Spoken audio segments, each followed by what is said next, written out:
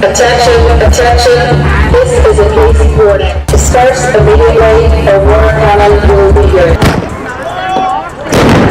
We are bracing now for a fourth night of protests in Northern Ireland. In connection with the incident, two 14-year-old boys have appeared in court charged with attempted rape.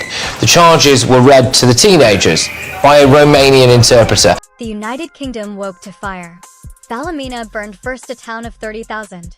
Now the spark for 100,000 marching through Northern Ireland. Flames over Belfast, water cannons imported down, a girl attacked, two foreign charged, and a nation exploding in silence. Yet in London, Prime Minister Keir Starmer dismissed it as racism. His Home Office sent statements not help. Westminster stayed dry while the North drowned in its own streets. From the alleys of Ballymena to the bridges of Derry, the message was one line long. We've lost our country and we're taking it back.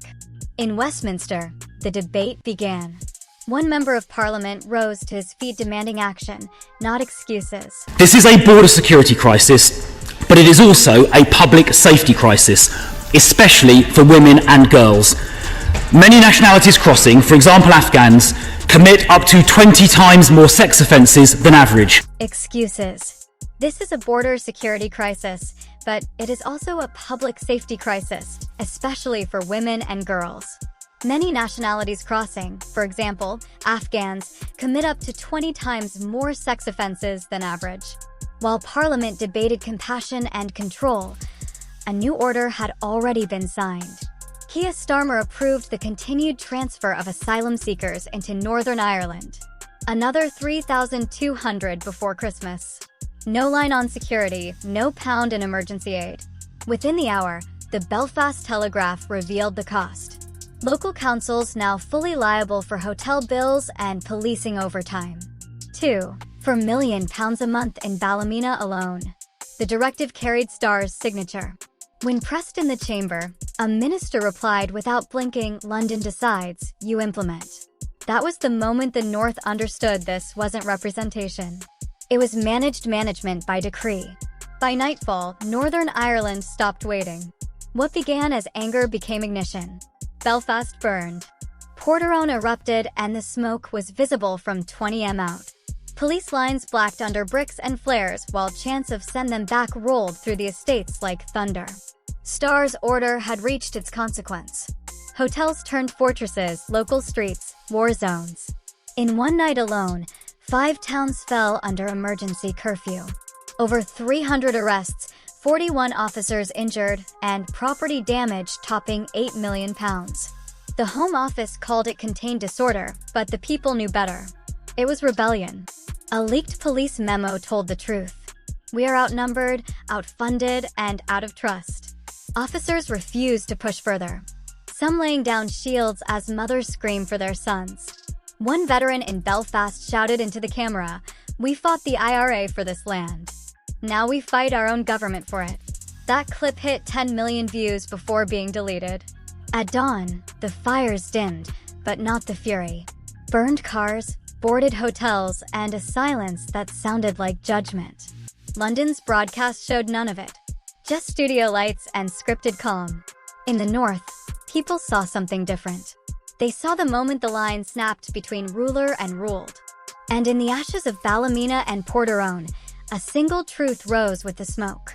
Britain wasn't divided anymore. It was waking up. Inside number 10, there were no arguments, only instructions. By dawn, the Prime Minister's casualty report covered the entire region. 5 towns under curfew, total losses exceeding £12 million, and more than 100 officers injured. He didn't call a press conference. He called a blackout. Every department was ordered to stabilize the narrative. BBC editors received scripts pre-approved by the Home Office. The word riot was erased, replaced with local disorder influenced by misinformation. Police were told to file no images without clearance. Even the Met's encrypted channels were routed through London servers. One senior civil servant leaked a single line from the cabinet log. Public sentiment hostile strategic priority control perception. But outside Westminster, perception was already lost.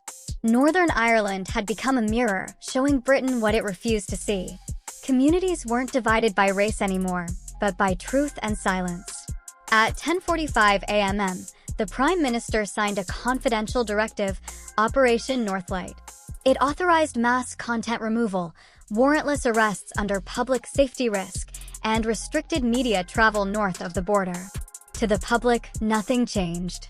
Screens still glowed, anchors still smiled. But the news had gone hollow. Downing Street declared the crisis contained. It wasn't containment, it was concealment. And for the first time, the United Kingdom feared not the flames, but the light. It started with one file. At 2:17 a.m., a Cabinet Office document marked Operation Northlight Classified leaked online. Within hours, it burned across Britain. Inside were journalist watch lists, social media takedowns, orders for mass content suppression, and one line stamped in red. Authorized by the Prime Minister, the Home Office screamed fake. Metadata proved otherwise. Then, a whistleblower surfaced. A communications officer from Belfast. Her statement was one sentence long. If the truth burns, let it burn everywhere. By morning, Northlight trended worldwide. Anchors vanished mid-broadcast. Police raided Belfast newsrooms. Every arrest confirmed the document was real. Westminster said control. Britain said treason.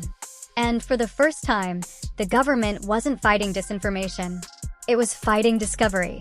No orders, no leaders, just rage turned silent across Belfast. Blank white signs filled the streets. Nothing written. Everything meant. Teachers stopped classes. Veterans turned their medals upside down. BC staff walked off air. 1 million screens went dark in protest. The government called it sabotage. But the sabotage was theirs against the people who paid for truth. At noon, the first image broke through the censorship. A police officer removing his helmet, saluting the crowd. "We serve the people," he said, "not the protocol." That clip reached 48 million views before deletion. And 300 millions after re-uploads, no chants, no riots, just refusal. A nation unplugged itself from power. And power for the first time went dark. Parliament met behind armed gates. Half the bench is empty. The speaker's gavel echoed over silence outside the chant. Built like thunder. Resign answer. Now markets crashed. £6 billion erased in a day. The pound hit a decade low.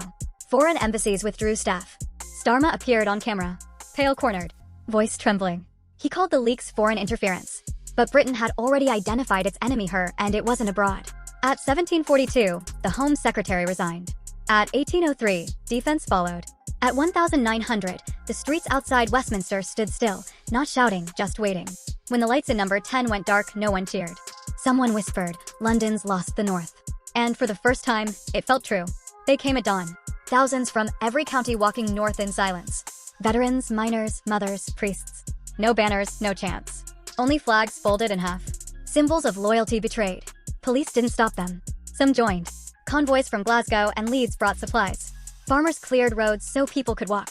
It wasn't chaos anymore. It was purpose. At noon, 500,000 filled Belfast. Rain fell.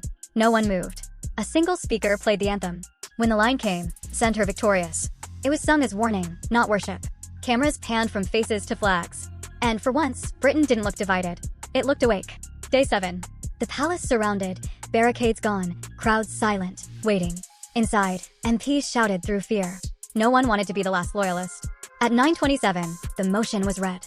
This house no longer recognizes the authority of the Prime Minister. Applause thundered from outside, not within. The King's address followed. National reconciliation. Too late. Stara's motorcade crawled through the rain. Windows blacked out. Faces pale behind glass. Downing Street gates closed at 2000 hours. The country didn't celebrate. It exhaled. For the first time in a century, Britain had changed government without consent and without permission. Morning came quiet. No headlines, no speeches, just a nation staring at itself and recognizing the reflection. In Belfast, murals covered burn marks. In Derry, candles still burned on wet cobblestones. In London, the silence of power had become the voice of the people. Great Britain, not broken, only unheard, was speaking again.